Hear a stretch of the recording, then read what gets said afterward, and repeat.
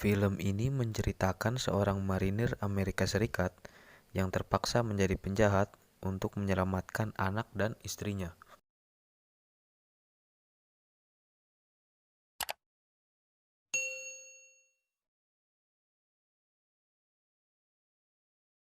Di adegan ini, terlihat seorang pria yang sedang mengobrol dengan seorang gadis.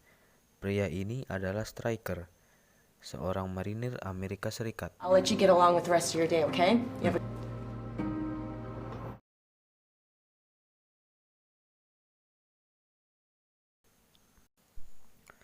Scene bertempat di Kolombia. Di sini bisa kita lihat Stryker yang sedang melakukan musyawarah dengan istrinya, tapi digagalkan karena ada sekelompok orang yang datang ke rumahnya untuk melakukan pekerjaan di keesokan harinya. Scene berpindah ke Stryker dan anaknya yang sedang menjenguk ketua agen DEA yang bernama Ford. Keesokan harinya, mereka pun berlatih untuk menangkap kartel narkoba. Tapi karena Stryker ini levelnya sudah expert, jadi dia tidak ikut dalam pelatihan ini. Dan dia menerangkan pada bawahannya bahwa ada penculikan 24 wanita yang diculik terkait seorang kartel narkoba. Let's do it. Let's do it. You're better than this. Let's go. Move up. Scene berpindah ke Miami. Di sini terlihat seorang kartel narkoba yang bernama Pelon yang sedang bertemu dengan tangan kanannya, kita sebut saja dia si botak, untuk merencanakan pengiriman narkoba ke Florida. Tapi belum sempat lama mengobrol, datanglah seorang gadis seksi, istri dari Pelon, yang datang untuk mengajaknya pergi. Dan si botak ini mengutus anak buahnya untuk menangkap istri dan anak Stryker. Keesokan harinya, terlihat anak buah si botak yang sedang menculik istri dan anak Stryker.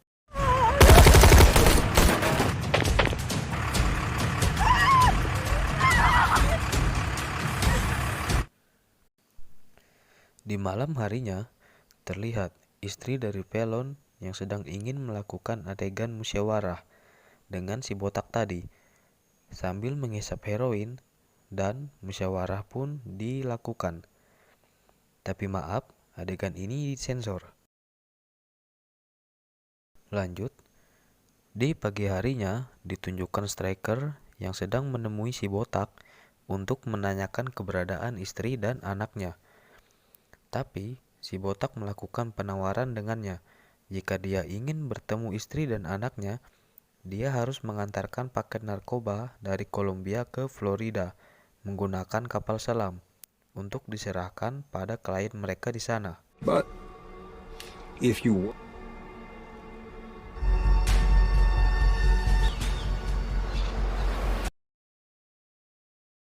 Di dalam kapal selam, Stryker pun mengingat kembali kebersamaannya dengan dua orang yang sangat dicintainya itu, dan ia pun terbangun dari pingsannya dan meminta untuk melepaskan ikatan dari tangannya agar ia bisa melakukan pekerjaannya. Setelah itu, ia pun melakukan pekerjaannya dengan mengemudikan kapal selam tersebut. Here's where things got there for Senator Stanfield. It was Stryker.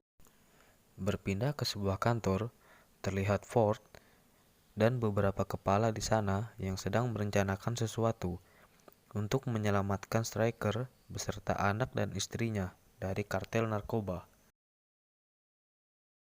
Scene berpindah ke tempat si botak menyekap istri dan anak Stryker. Dengan sedikit perlakuan kasar pada istrinya ini, tak lama kemudian bosnya Pelon pun datang dan memanggilnya untuk memastikan pengiriman narkobanya dan mengancam untuk tidak macam-macam dengannya karena Pelon telah mengetahui perselingkuhan istrinya dengan si botak tadi. You can go alone. I do now.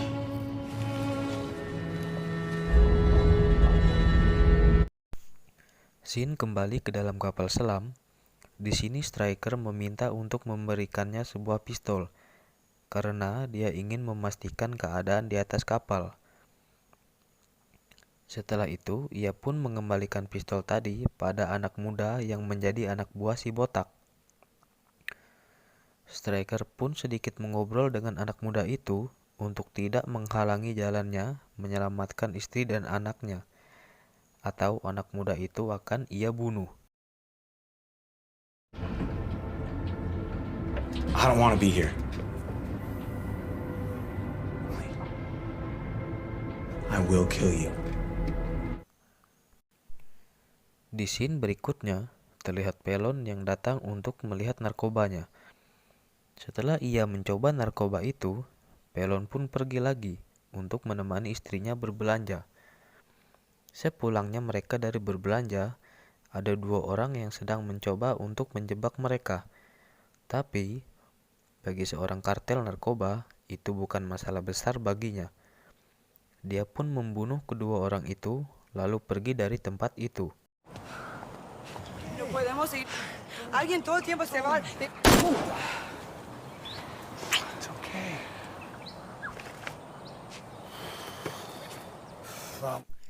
Scene pun berpindah di sebuah taman.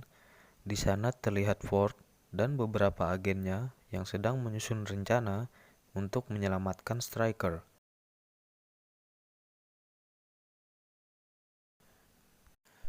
Terlihat juga anaknya yang sedang menangis dan bertanya pada ibunya, apakah ayahnya akan menyelamatkan mereka.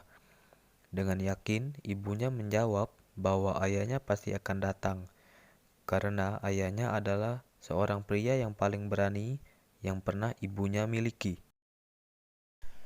Sesampainya mereka di Florida, diperlihatkan beberapa orang yang sedang bermain kartu, dan terlihat juga istri Pelon yang sedang berada di sana. Setelah itu, Striker dan anak muda tadi yang keluar dari kapal selam dan pergi menyerahkan paket narkoba yang mereka bawa. Setelah narkoba itu diserahkan, anak muda tersebut malah ingin menembaknya. Tapi anak muda itu tertembak duluan, karena orang yang dikiranya klien mereka adalah seorang agen yang sedang menyamar untuk menyelamatkan Striker. You. Good to see you too, sir. Ford's waiting for you. Setelah itu, Striker pergi untuk menyelamatkan istri dan anaknya di sebuah gudang penyimpanan narkoba yang dikunjungi Pelon di pertengahan scene tadi. Dengan skill seorang marinir, tentunya tak sulit baginya untuk melumpuhkan beberapa penjaga bersenjata di tempat itu.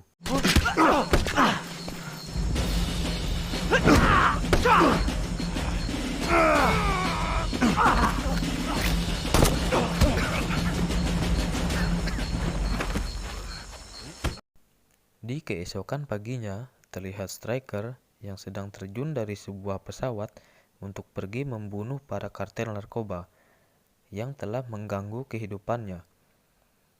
Di sebuah hutan, ia pun melumpuhkan beberapa penjaga yang sedang menjaga kediaman bos Pelon.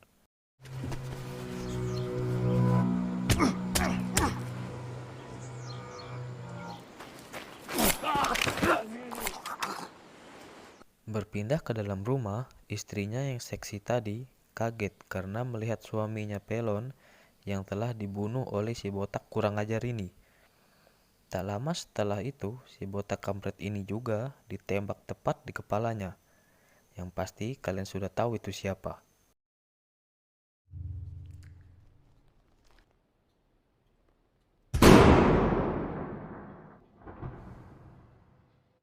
Di akhir scene, terlihat Striker yang sedang membakar cerutu dan berjalan ke sebuah tangga dan bernapas lega karena kartel narkoba yang telah mengusik kehidupannya telah tewas. Submission. So that Bruce's family, it will be up to Bruce to Striker would become. Dan film pun tamat.